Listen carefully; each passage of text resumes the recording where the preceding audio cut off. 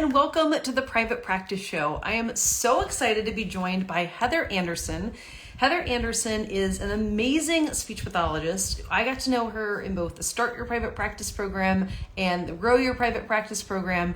And the cool thing about Heather is that she serves a variety of really cool client populations, including voice, which is something that we're going to be talking about tonight. So let me go ahead and bring Heather on. And as you're watching, if you have any questions or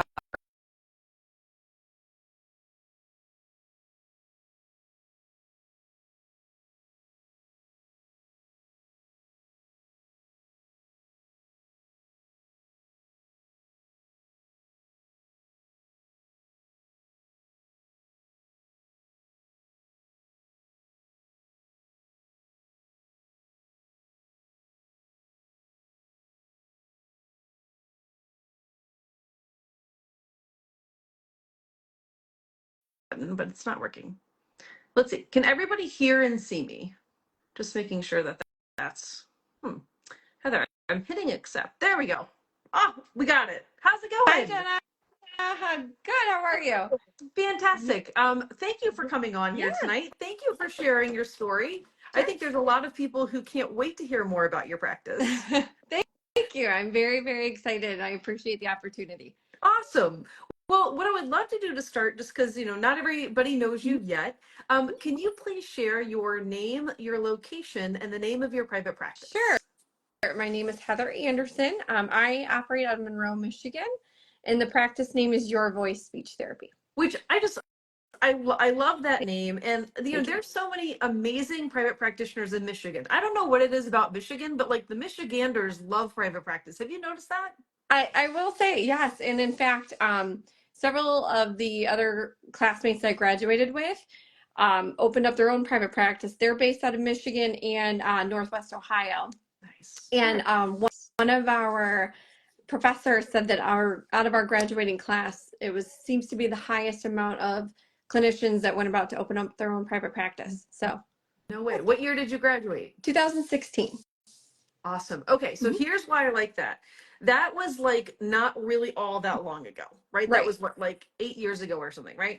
In my class, so I graduated in 2005, and I'd have to look at like our class roster, but I would imagine only about maybe 5 of the people from my class, 4 or 5 of our class had, like, I don't know, 60 students in it or something. So a pretty small percentage. So I love that, more SLPs and OTs too are starting private practices. It's really cool to see. Yes. I love it. Yes, it's been really cool to just partake in and experience myself too. Yeah, I love it. I love it. Okay, so what I would love to know a little bit about is kind of talk to our audience here about, like, how did you get started in the profession, and then what led you to start thinking about private practice? A funny story with starting out as a speech pathologist. My mom is a nurse and has worked out of the hospitals her whole career. And when I was graduating high school, I found out that I'd gotten into the University of Toledo. I didn't really know what I wanted to do. I was back and forth on nurse practitioner or even something within like criminal justice, completely opposing. And we were scrolling through some of the majors lists that you get when you first apply and everything. And I came across speech language pathology, and I'm like, what is that? And my mom was like, oh, Heather, it's perfect for you. You love to talk. And I was like, okay. So she knew a speech pathologist that worked at the hospital she was at.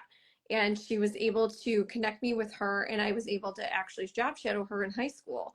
And I fell in love with it. I got to see a couple modified barium swallows, aphasia therapies, stroke related, and neuro, things like that. And it was just, I fell in love with it instantly and never looked back. And that's why I went into it. And here I am. And I've never changed, never even thought to change majors in any way. It's an incredible career. Isn't it great when you find what you're meant to do? Yeah. And that, how fortunate am I to be able to find it that quickly and that suddenly? I mean, people go all through college and it's so challenging to find out what you want to do and what you want to be. And I can completely understand and see that. But yeah, I was very, very fortunate. I love Thank you. that. Okay, so you found your career, and it's so funny that you mentioned criminal justice because, like, little known fun fact about Jenna, I used to want to be in the FBI, so I also had a little bit of that leaning. But then I realized I didn't actually want to be in the FBI. I just like movies about the FBI and like true The cool crime and that kind uniforms. of stuff. I didn't want to actually do it for work. I just, anyway. Yeah. Okay, so you go to you pick your career, right? You go to grad school. What were either your first like job or jobs? And at what point during that part of your life and career did you start thinking about private practice? I started off after graduation. I got a job at one of the Toledo hospitals. I worked transitional care, which I'm pretty sure they've kind of ruled out lately since I've left transitional care. And then I floated out to acute care. While I was there, I worked with anything and everything medically based, neuro, trachs. I was on neuro ICU, cardiac care floors. I did a lot of swallow studies, traumatic brain injuries, just anything you could think of medically. I spent about 2.5 years there. And then we were expecting our son, and I wanted to move closer. Being in Monroe and working in Toledo, it's 35 minutes, but it was just too far away, especially having a baby. So I ended up from there going into the nursing home world, which I loved. And I spent some time there, just, the schedule, being closer to home and things like that. And while I've since done a couple PRN jobs in the hospital, and my husband likes to tease me because I hear like the buzzing and I see the hustle and bustle of the hospitals, and I'm just ready to rumble. I spent the bulk of my career in the nursing homes afterwards, and when I left Toledo Hospital, pretty much stuck in one nursing home and treated cognition. I have a certified dementia practitioner's license. Did some voicing, and also lots of swallowing, which is my love in this career. I love that. You and I actually have a sort of similar trajectory with that. I did acute care. I actually did it in a different order though. I Okay. started with outpatient, which I absolutely loved. Outpatient was my jam. And then we moved and I went into a nursing home, which was very unfamiliar to Mm-hmm. me because outpatient and skilled nursing are very different. Yes. And so I would like go to work during the day, and then at night I was just like watching CEU courses, like, looking back on my notebooks, like trying to figure out what the heck I was supposed to be doing. And then I ended up then moving into acute care. And I like, for a lot of people, acute care is like the dreamiest dream job. Like that's what a lot of people really Yes. want. And then I got that job and I actually didn't really like it. And I felt weird, kind of like admitting that or something. Mm-hmm. But I didn't feel like I was in my element, and I just wanted to go back to more of an inpatient thing, which is when I went like all in with my practice. Mm-hmm. But it's so funny that we have kind of a similar background on that. Okay, sorry to derail that for a second. But No. so now you've had a couple different medical jobs now, and then is that when you started thinking about your It practice? was. I started thinking about the practice relating to the schedule Yeah. and just the time. We have since had my son and my daughter. And the reason why, as much as I loved acute care, being scheduled on holidays, rotating weekends, I got scheduled for Christmas a couple times when my son would have been like 2 and 4, and I'm like, I can't do this. And then fortunately in the nursing homes, it wasn't, there was a little more leeway. You could flex your schedule, if you will. But the schedule was still tedious in that one day I could be there till from 8 to noon. The next day I could be there from 8 to 7:30 at night. It waxed and waned too much being the only speech pathologist there, because the state of Michigan doesn't allow for SLPAs. So my caseload with the ebb and flow, my schedule was just too all over the place. Unfortunately, I was pretty close to home. So my other motivator for opening up a private practice was partially schedule. The biggest thing, and I guess this is the way I've coined it to myself. I was tired of being looked at like a percentage. Yeah, it was just, going to grad school, you're not thinking about productivity. I hadn't even heard of it until I got into my final internship. And I was like, wait, what? What is this number? And just the constant reminder of your productivity needs to be here and so on and so forth. It just being looked at not as a therapist, but as a percentage just started wearing on me.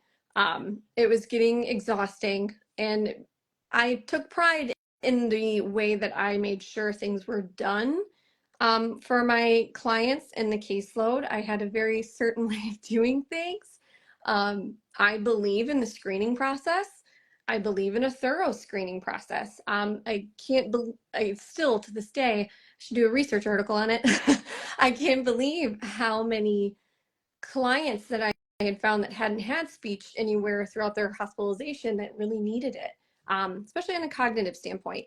And so I really held strong to that screening process and just the way things are, how that's not counted into your productivity and all those things. And I'm not saying that productivity, like, it doesn't make sense. I understand why it's there.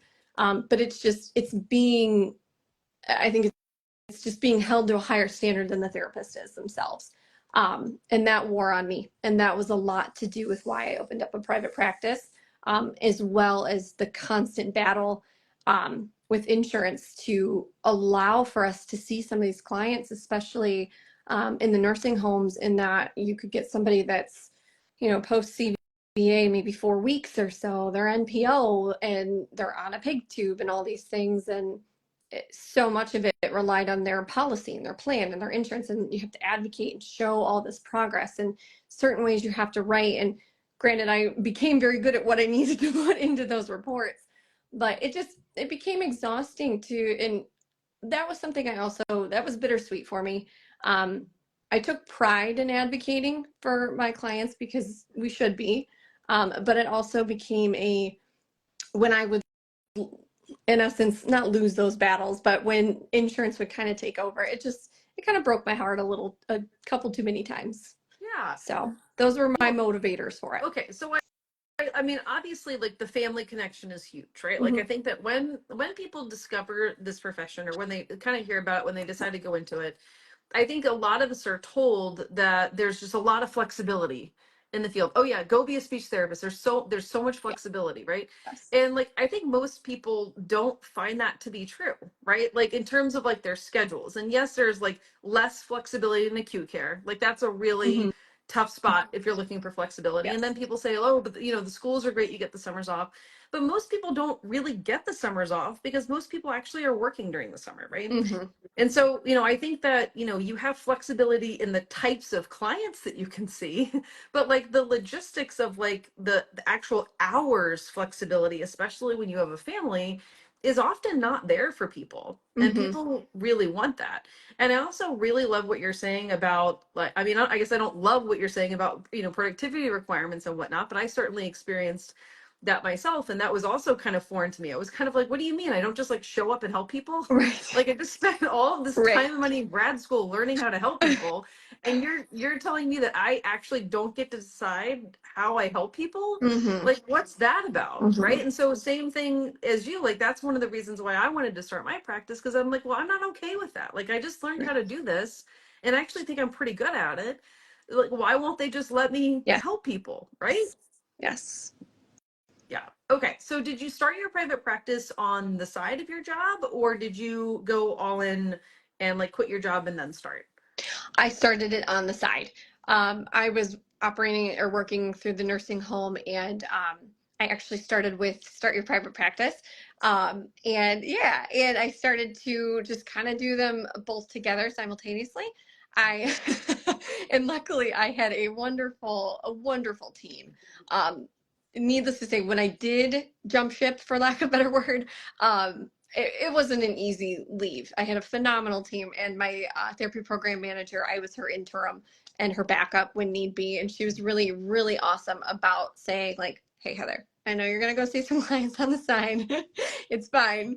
I know that you're going to finish seeing the rest of these people. So she was really flexible and good about that. And it actually worked out really well, where all of it was like my house, the job I had, and what I was operating out of, which is one of our local libraries, was all within like 4 miles of each other. So it was really like just an easy little bounce. I would leave for, a half hour to an hour to go see a client out of the library, and then I'd go back and finish up the rest of my schedule. Yeah, so I did it on the side there, and then when I went into it full time, I actually, as you know, I have been medical SLP my entire career, and I got a random phone number or phone call from one of my husband's aunts who worked at one of our school districts, and she's like, "Hey, can you work through a school?" And I was like, "Well, I can, but I don't." And then my husband looked at me and he's like, "Yeah, but Heather, the company can." And I was like, "Oh, you're right." I never thought of it that way. So I actually ended up going from doing it simultaneously part-time on the side to going into the school contract, crossing my fingers, and I jumped for it and I did it. And then that's how I went into full time. But I was kind of toggling the two for from like April of 2022 till about October of 2022. Yeah. When I love that. I mean, that's what a lot of people have to do to make this work, right? I mean, the reality is that most people like can't just let go of their salary, Mm-hmm. right? And so like that's what I teach, what I taught you and 3,000 plus other people how to do in the START program, right? Mm-hmm. Is to like really start on the side.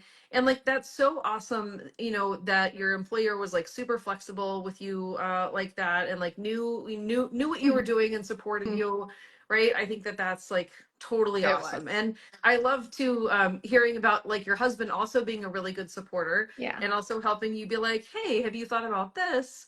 Right? Because I think that a lot of times, like when we're in it, when we're so close to our lives and our business, sometimes we don't see other possibilities. So Mm-hmm. whether it's a spouse or a friend or business coach or whoever, sometimes it's really nice to hear like, oh my gosh, wait, there's another way to do this that I hadn't considered. And like that can open up a lot Yeah. of doors, right? Yes, absolutely. And it was a scary jump of doing this whole thing. Those are probably two of the more or the most the scariest jumps I've taken. Let's put it that way. Just leaving the comfort of, knowing that full-time job, that salary, like having it set in stone, knowing what to expect. But even though they were the scariest jumps I've taken, they were by far the best leaps I've taken.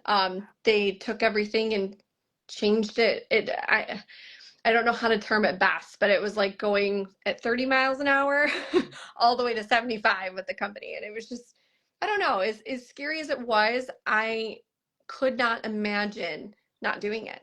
It's been incredible. Yeah.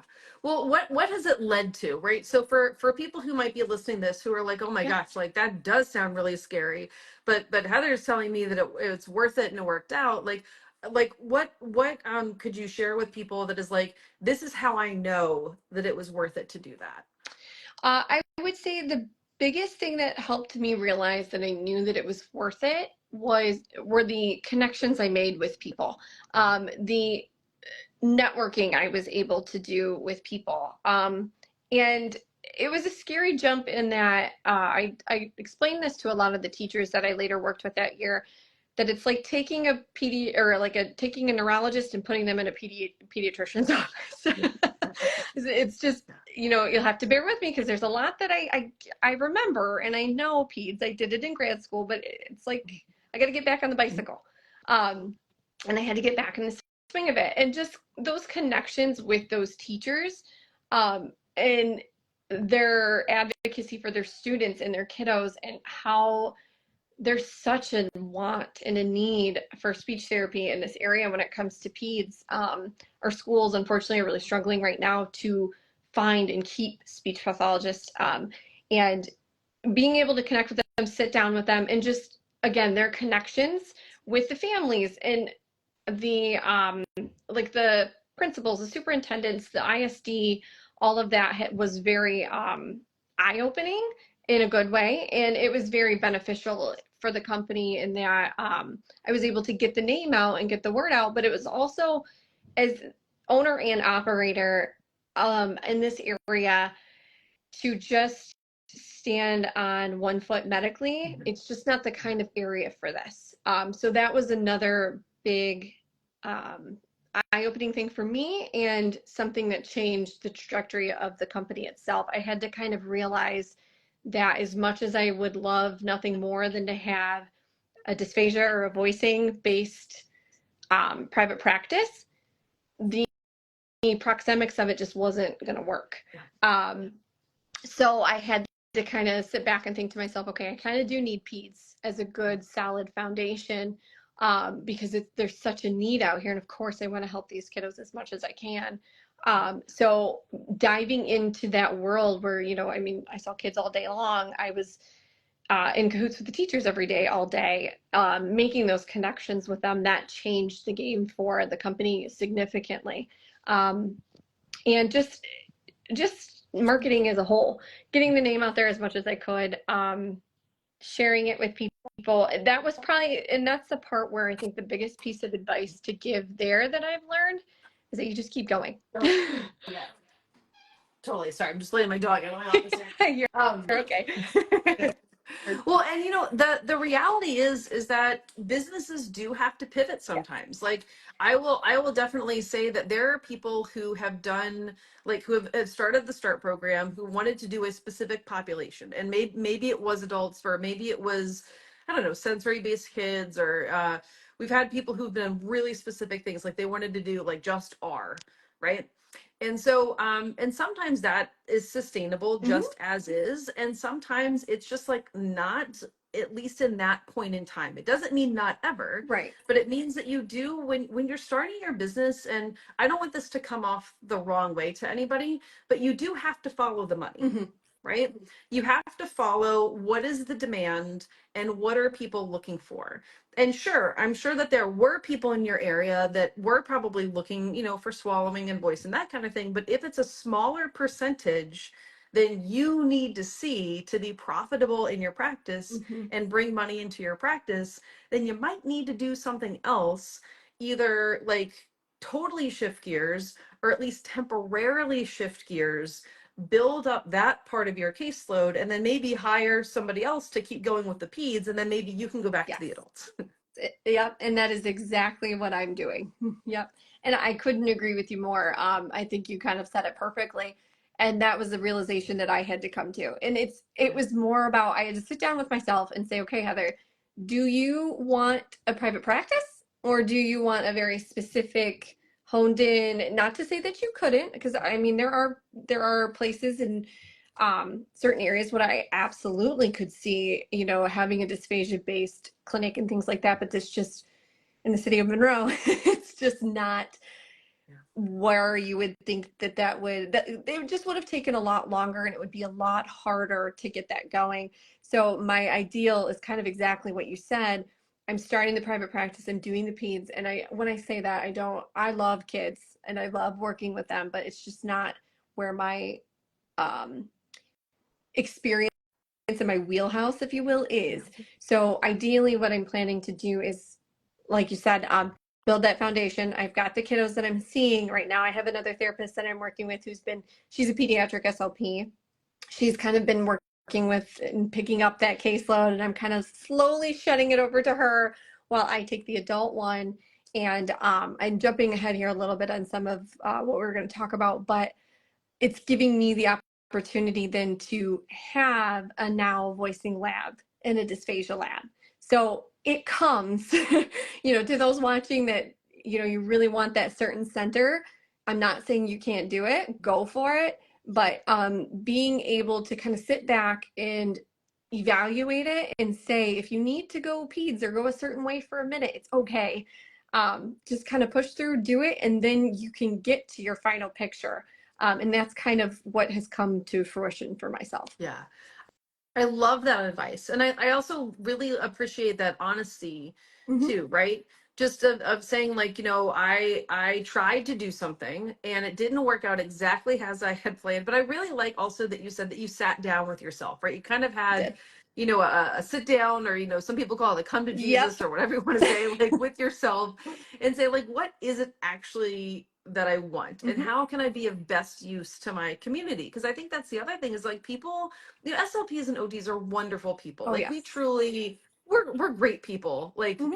if I I do agree. say so, right? And we care very deeply about the people that we help, right? And so we would rather help people and get that practice off the ground than help like a smaller number of people. Okay, Yes. so you kind of did some ped stuff because you kind of had to for your business, right? And then at what point did you start to kind of shift to do some of the other stuff that you have going on now? Mostly this last year. When I was operating out of the nursing home, it was strictly just peds. I didn't really have any adult inquiries, even though I would have been able to take them. And then from there, I got that contract with the school, one of our local schools, and the school was just so time consuming in what I had to do that I wasn't really able to see clients on the side. I saw maybe two or three on the side. But with the contract with the school, I was able to kind of build a financial foundation to allow me to do more outpatient once I had hired somebody to take over the rest of that contract.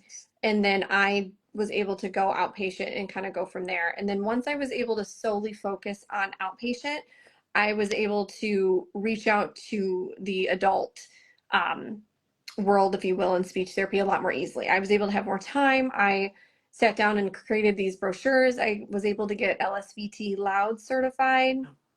I reached out to, I took your advice and I loved and bear with me, the title of it is failing me right now, but like referring to doctors and contacting with I can't remember the exact title. I'm sorry. Yeah, that's okay. But I loved it. And I took that advice. I had a script written out and everything. And I was like, I have got to do this. So I did. And a lot of that, because of that education that you provided, I was able to really reach a lot of doctors, ENTs, neurologists, and that's where the adult side of things started taking off so immensely. I have one, and I remember it from one of your slides. There was someone you were talking about that was a physical therapist, and she knew another doctor really well, and she was getting all referrals. And I remember it very clearly. You're saying, imagine if you had just one doctor that you could get, and you were getting all these referrals from them. And very fortunately for me, that's actually happened. So that's where, yes, so that's where the voicing side of things has finally been able to take off. And cognitive, the neuro side is starting to take off. Most recently, there's a physical therapist out here that is on her own doing independent practice too. And she actually reached out to me and was like, hey, maybe we could collaborate and do some like guest speaking. So that was an incredible opportunity. And now I'm trying to tap into the dysphagia world because I'm itching for a dysphagia client. But I'm finding that one's a little trickier to get into. So just kind of, I took the advice that you had about like referring to doctors, and that really changed the game for me, where I was able, and then once I was able to have someone fulfill the contract at the school and focus on the outpatient as well as I could, because I wasn't working anywhere else at the time, that really changed everything for me, and it tripled my caseload. Boom. Look at that. Yes. Look at that. So for people who are like so excited for you, Heather, for all of this like working out, what Heather is talking about is this idea of becoming the one that people refer to. And so the example that I gave is so when I was pregnant, when I was having a baby, I had really horrible back pain. And I mentioned it to, it was sciatica or whatever it was. I don't remember anymore, but it was no good. And my wife actually is a PT, but she's a pediatric PT. So she was, not able to really help me, but she's like, you might as well say something to your doctor. So I did. And Dr. Clark, my doctor, love her, said, oh, go see, I think the lady's name was Pam. I'm now forgetting what her name was, but go see Pam. She's a PT who does all women's health. We send all of our clients to her. And I was like, oh, great. Okay, fantastic. I'll go see her. And then as I was driving away, that conversation played in my head again. And she said, we send all of our clients to her. And I realized it's a practice of like 15 OBGYNs. Wow. They are seeing a lot of women, right? And so if they, as a practice, are sending all of their people to Pam, her caseload is probably full from one practice, right? That's the power of becoming the one that people refer to, right? And so I'm so happy, Heather, that you heard that you remembered that you acted on it, because to have that help triple your caseload is unbelievable. Yes, it really resonated, and it changed the game. It really Love did. to hear it. Yes. And now you're back in your zone of genius, right? Now you're back doing the things that you love the most. I'm in my comfort zone. Yes. Yes. And when that, and I just want to like say just one more time for everyone listening that their private practice is not always like a straight line, right? I listen, I do my absolute best to make it a straight line for people, and sometimes it is, but sometimes it's not, depending on a variety of circumstances, situations, locations, or whatever. And so like to be able, Heather, to really like trust yourself, trust me, trust the timing of your life, and say, you know what, I'm going to make this work, even if it's not exactly how it had planned. And so how rewarding and fantastic for you that you've been able to set this practice up in a way that maybe didn't exactly look like what you thought it was going to in the beginning, but is now looking like what you wanted it to. Yes. Thank you. I love it. So what happens next for you in your practice? What do you think the next maybe like 6 to 12 months holds for you? Well, I have some exciting news. I am moving into a new building. I was operating out of kind of just a single office space. There was a local teacher that retired, and she opened up her own tutoring center, and she let me operate out of it, which was also a wonderful and game-changing experience. And she let me operate out of one of her little back offices. So I've been there the last year and a half.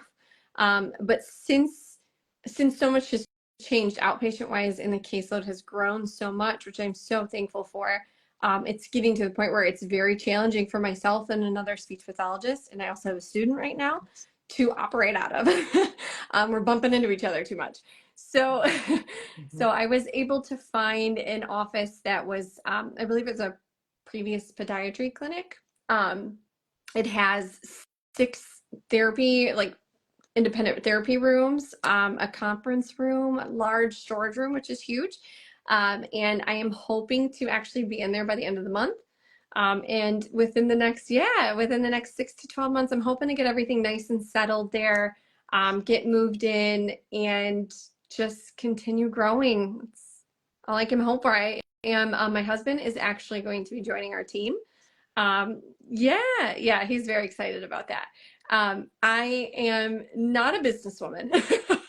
I mean, granted, of course, when you go into opening up your private practice, there's a part of you that says, okay, I do need to learn a little bit about business.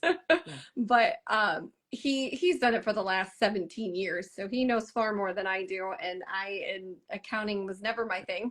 It will never be my thing. And he's going to kind of help me a lot with those kinds of things. So he will be joining the team at the end of August, once we're in the new office as well. So that's an exciting new change. And I would think that I'm hoping that within the next 6 to 12 months, I possibly am adding another speech pathologist to the team. Nice. So we'll see. Awesome. Yeah. Well, yeah, because you'll have the space to be able to accommodate, right? And I think that's awesome. I love it when people have spouses that end up working for the practice, because it sounds like he already has a business background and really likes probably like the operations part of a business that probably you don't like. Yes. and you could probably do kind of, but like you certainly might not like it. And no shame in this, but you might not be particularly good at it compared to what you do as an SLP, right? So I think that's awesome to bring him in and let him do all that stuff, and you stay doing your stuff. Yes, I'm very excited to be able to be the therapist. And I guess that's kind of what I told him, is I was like, I want to be able to be the therapist that I want to be, the therapist that I opened up this private practice to be. That's why I'm doing this. So that's awesome. I love it. I love it. Well, I would imagine that there's people who've been watching and listening who are totally inspired by what you're doing and are like, this Heather, like I love how like she, took a little bit of a winding road, but she got there, and everything's great. So where can people find about you, either on social media or online, or wherever?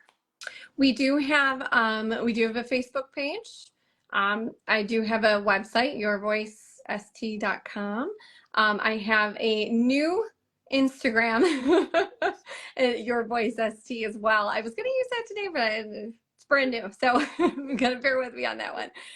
So Instagram, Facebook, and we have our own website as well. The one that I am the best at using most religiously is probably Facebook.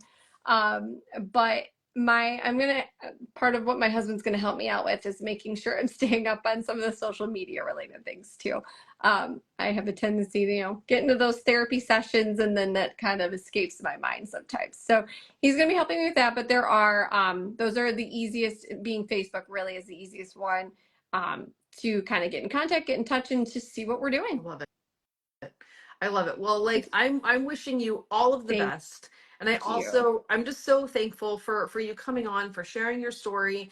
And like the whole point of the podcast is to show people that there are lots of different ways to have a private practice. So thank you for letting us have this like Yes. wonderful window into your private practice and showing people what's possible. Thank you so much for the opportunity. I can't tell you how much I appreciated it in and of itself.